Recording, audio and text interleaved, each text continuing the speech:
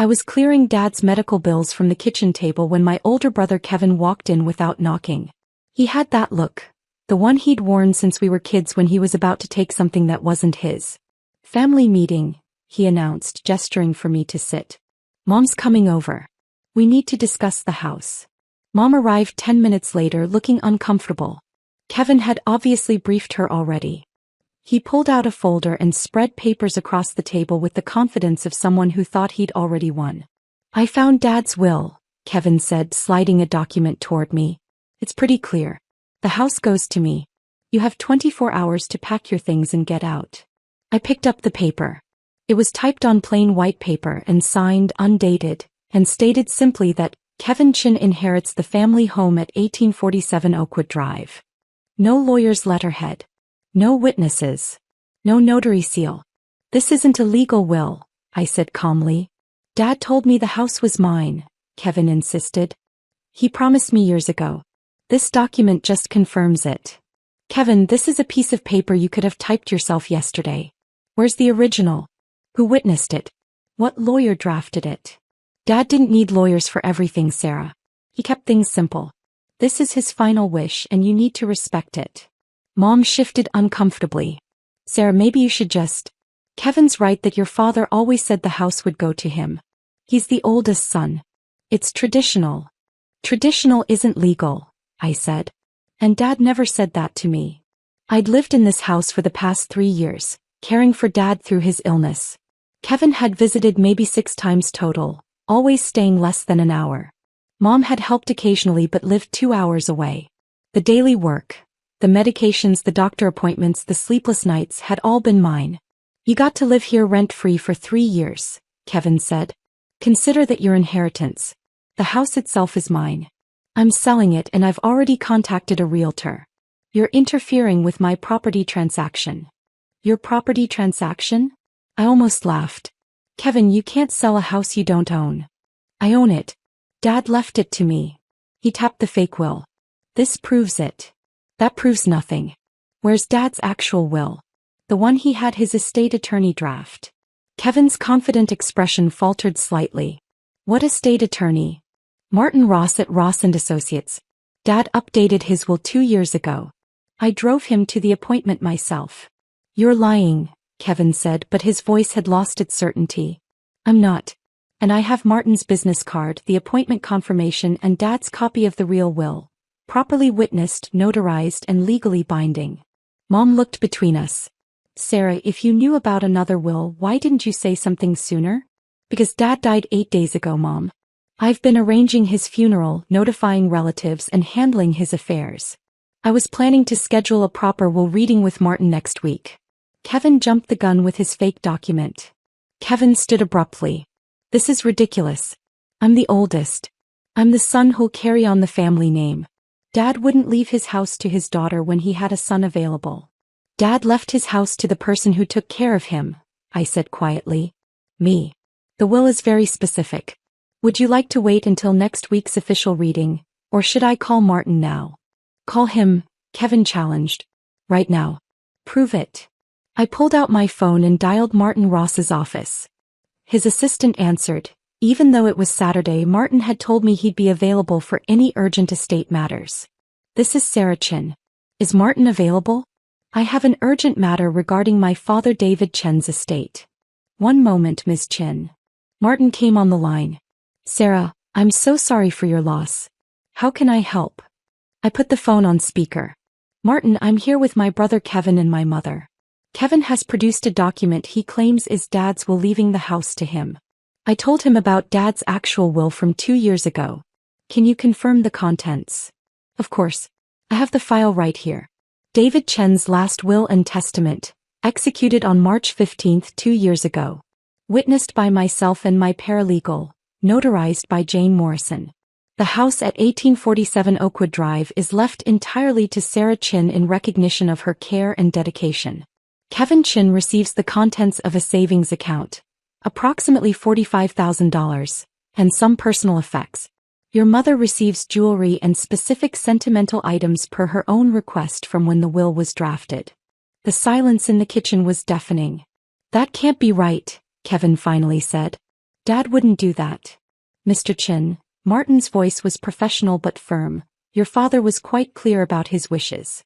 He specifically mentioned that Sarah had put her career and personal life on hold to care for him, and he wanted to ensure she was provided for. The will is ironclad. It's been filed with the county and is currently in probate. Would you like to schedule an appointment to discuss the estate? Yes, I said. Monday at 2 p.m. if possible. I'll have my assistant confirm. And Sarah, if anyone attempts to contest the will or interfere with the property, contact me immediately. I hung up. Kevin was staring at the fake will in his hands like he couldn't believe it had failed him. $45,000? He said. That's it? 3 years of inheritance and I get $45,000. You got $45,000 for visiting 6 times, I said. I got the house for 3 years of round-the-clock care. Seems fair to me. This is bullshit. Kevin slammed his hand on the table. I'm the son. I'm the one who's supposed to inherit the family property. You are a son, Mom said quietly. So is your sister a daughter. Your father made his choice based on who actually helped him. Kevin turned on her. You agree with this? You think it's fair that Sarah gets a house worth $800,000 and I get pocket change?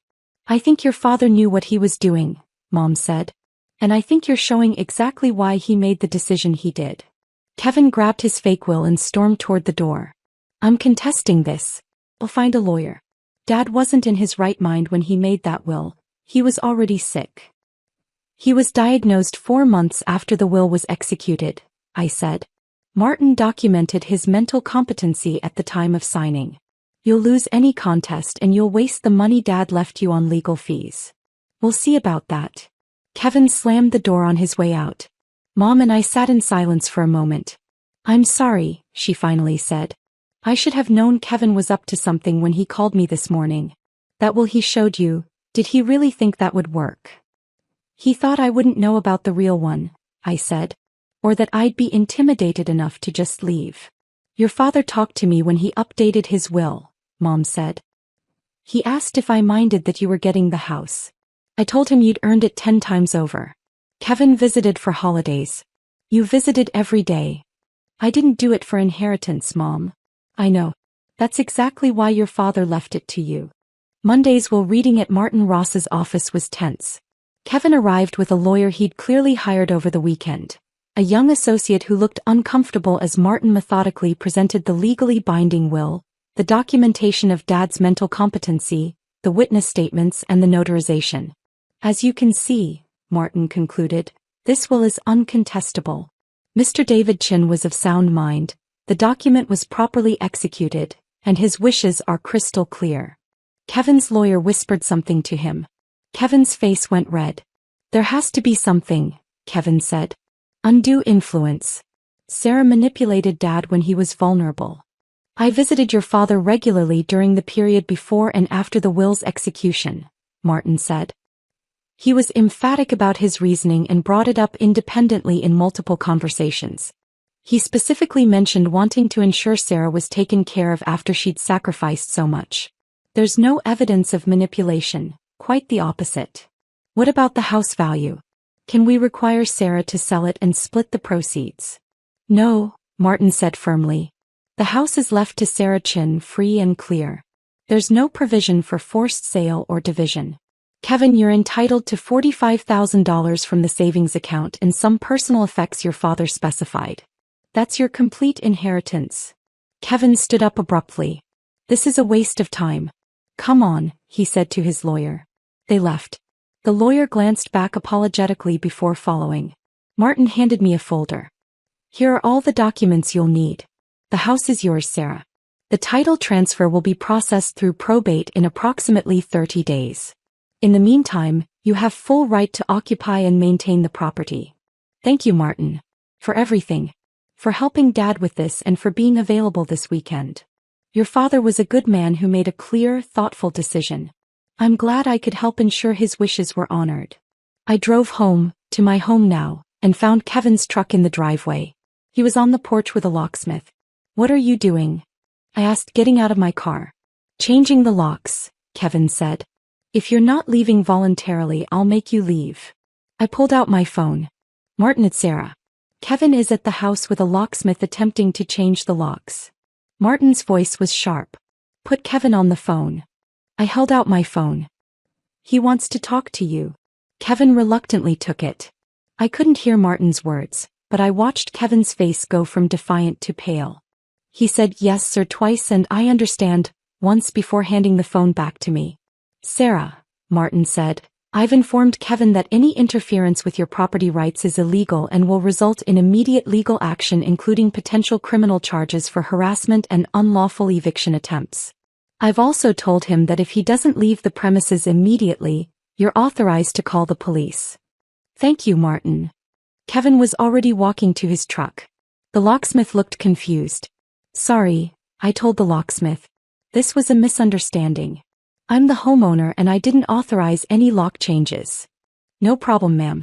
No charge since I didn't do any work. He packed up his tools and left. Kevin sat in his truck for a long moment, gripping the steering wheel. Finally, he rolled down his window. I needed this house, Sarah. I have debt. I'm behind on my rent. That $45,000 won't last 6 months. Then you should have visited Dad more than 6 times in 3 years, I said. You should have helped. You should have been here. I was busy with work. So was I. I quit my job to take care of him. I gave up promotions, relationships, my apartment.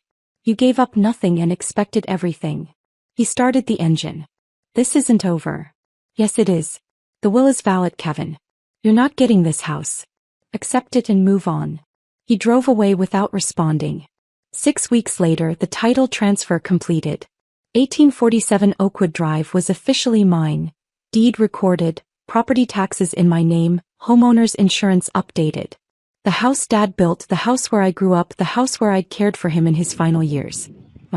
Kevin made one more attempt through his lawyer. A formal letter claiming emotional distress from being deprived of his rightful inheritance. Martin responded with a cease and desist warning that any further frivolous legal action would result in a lawsuit for harassment. Kevin finally stopped. Mom visited regularly. We'd go through Dad's things together, sharing memories. She took the jewelry Dad had left her, including Grandma's wedding ring. She cried when she found the letter Dad had written explaining why he'd divided things the way he had. Kevin got money because he'll need it, Dad had written. But Sarah gets the house because she earned it with love. One is a gift. The other is gratitude. 3 months after Dad's death, I was sorting through the garage when I found a box of Dad's journals.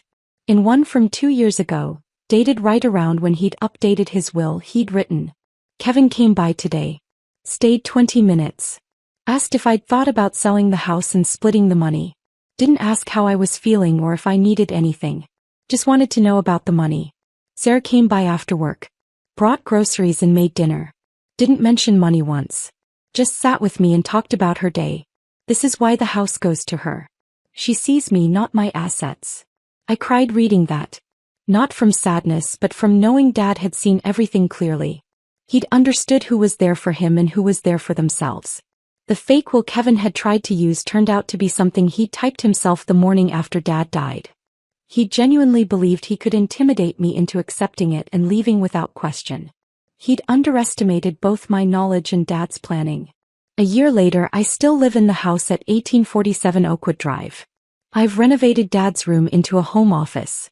The garden he loved is thriving. Mom has Sunday dinner with me every week.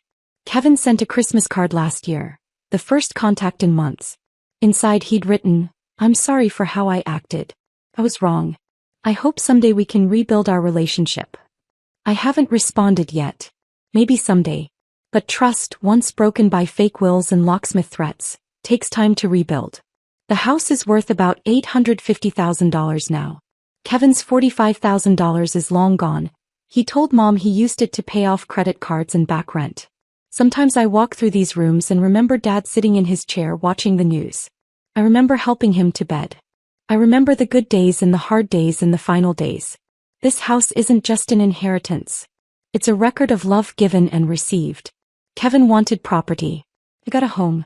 Dad knew the difference. That's why the real will had my name on it.